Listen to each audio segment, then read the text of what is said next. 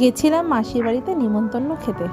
তো দুপুরবেলা খাওয়া দাওয়া ছিল। তো প্রথমে ছিল শুক্তো ভাত, তারপরে ছিল মুগ ডাল, যেটা সবজি দিয়ে আর কি, আর সাথে ছিল পটল চিংড়ি। পটল চিংড়িটা খেতে খুবই ভালো ছিল। আর সাথে ছিল এইরকম আলু ক্রিস্পি।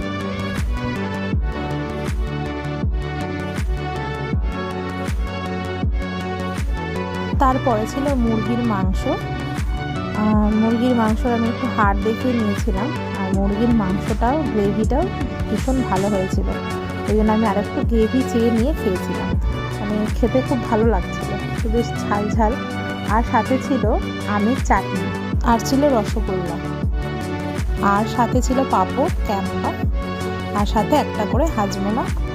তারপর ছিল আমার মেয়ের সাথে তার মিমির নাচের কম্পিটিশন। এইসব করতে করতেই আমরা দিনটা খুব মজা করে কাটিয়েছিলাম।